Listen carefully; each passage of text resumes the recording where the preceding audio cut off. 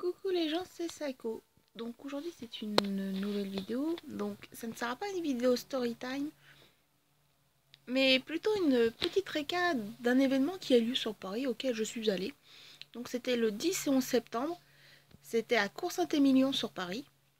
Donc le parc de Bercy pour ceux qui connaissent, parce que le parc de Bercy est en deux parties. Le côté Saint-Émilion et le côté vraiment Bercy-Bercy. Donc la Harajuku est une convention gratuite qui a lieu une fois par an. Et c'est vraiment côté Cours Saint-Émilion. Donc je voulais faire une petite récap sur cette convention qui est toujours sympathique, qui a des stands de créateurs. Donc, pour vous dire, et que je cherche, pour vous faire montrer un petit peu. Donc voilà, c'est un petit artbook que je me suis acheté. Donc habituellement j'achète, oui, plus les badges en fait. Mais là, j'avais eu quand même un coup de cœur sur ces deux dessinatrices qui ont fait un petit travail assez sympathique. Donc voilà, franchement, je vous mettrai aussi les liens de leur page. Parce que franchement, non, j'ai vraiment adoré ce qu'elles ont fait. Donc c'était vraiment pas un achat prévu, mais et voilà quoi, je me suis dit pourquoi pas. Je m'achète habituellement là, du coup que des petits badges à entre 1 € et 3 €. Donc je me suis dit pourquoi pas. C'est 5 €. Et franchement, c'est bien dessiné et tout. Puis elles sont super sympas, les dessinatrices. Donc voilà. Donc voilà, l'Harajuku, c'est surtout des stands de créateurs, de dessinateurs et tout. Donc on trouve habituellement aussi à la Japan Expo, Paris Manga. Plus de Japan Expo quand même. Parce que Paris Manga, il n'y en a pas tant que ça. Ce qui est dommage. Donc voilà. Et si vous voulez, cette convention se trouve là où il y a un petit pont en bois. Et enfin, un petit pont. Oui, je me comprends, c'est pas non plus un truc de 10 km. Mais quoi, peut-être 5 mètres, un truc comme ça, 5-10 mètres. Donc, ça se passe les 2 jours, le samedi et dimanche. Donc, en fait, il n'y a pas énormément de choses à faire. La plupart du temps, ce sont surtout des cosplayers qui viennent, soit en cosplay, soit en civil, pour passer une bonne journée, déjà à l'air pur. Pur, si on peut le dire, hein, oui, sur Paris. Et disons que le dimanche, il y avait le défilé cosplay. Donc on pouvait faire en groupe ou en solo, hein, c'est au choix de la personne. Et si vous voulez, moi je m'attendais un petit peu là-bas à passer une bonne journée avec les personnes que je connais, mais aussi avec les personnes que je ne peux pas voir pour X raisons. Donc le samedi, tout s'est bien passé. À un moment, j'ai fait à Yuki parce que forcément, pour la chaîne, on y a été les 2 jours. Enfin, pour la chaîne et pour aussi notre envie personnelle. Voilà, quoi, sinon on reste enfermé, c'est pas top. Donc on y est allé. Lui, il a fait des shoots, il a fait des CMV. Enfin, il a fait un CMV que je vous mettrai aussi dans la barre d'infos. Donc je vous mettrai tout dans la barre d'infos, faut pas vous inquiéter. Pour ceux qui veulent regarder, hein, bien sûr. Et puis voilà, on a pu voir des personnes qu'on connaissait, on a bien discuté tout le samedi. Et je suis partie un peu plus tôt le samedi parce que je lui dis qu'il fallait que je passe au Lidl faire 2-3 courses et qu'il fallait que je prépare le riz parce que chez lui, le week-end, on mange japonais mais fait maison, ce qui coûte moins cher. Donc voilà, et j'ai rien à dire de plus sur le samedi. Chez le dimanche, je fais. Le samedi s'est bien passé, je vois pas pourquoi le dimanche ça ne serait pas le cas. Et le dimanche, sur deux des personnes que je ne voulais pas voir, il y avait Thomas. Donc Thomas, les histoires que j'ai eues avec lui aussi en barre d'infos, parce que ça a été 2 ou 3 story time.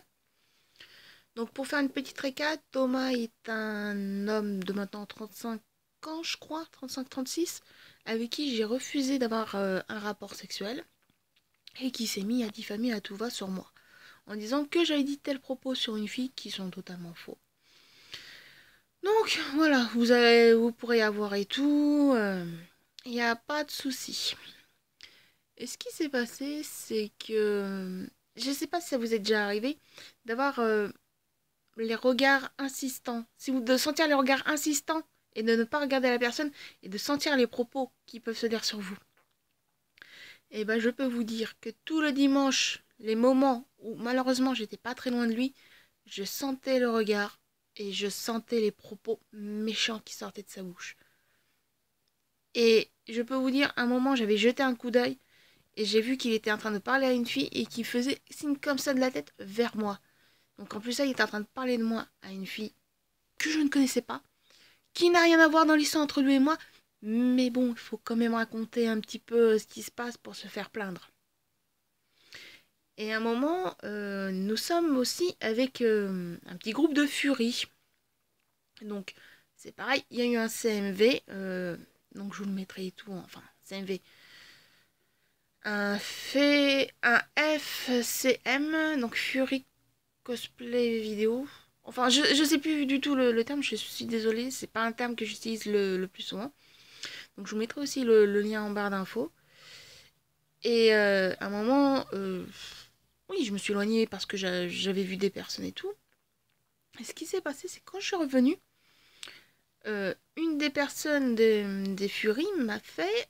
Il est venu me voir en commençant à vouloir déblatérer sur toi, en disant ouais, elle va te demander de l'argent. Donc, elle l'a envoyé chier direct.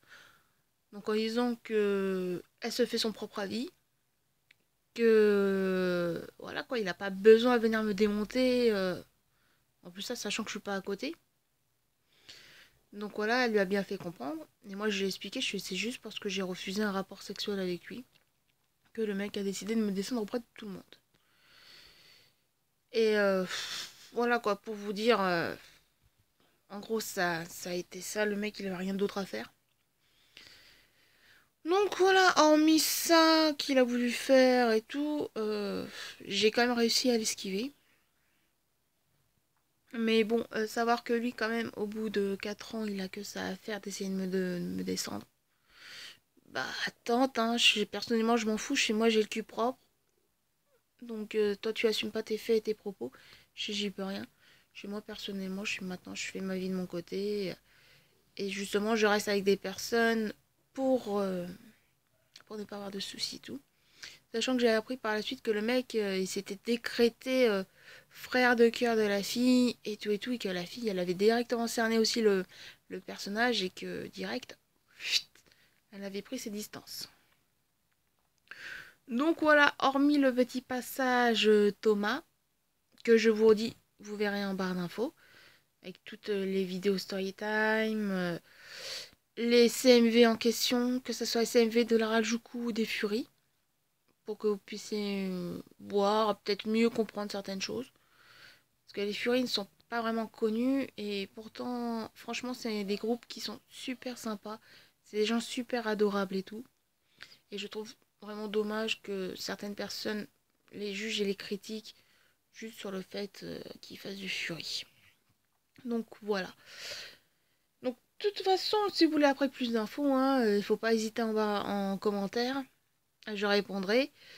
Comme d'habitude, je vous mettrai le lien du Facebook que j'ai créé justement parce que mon compte perso reste mon compte perso, mon identité aussi.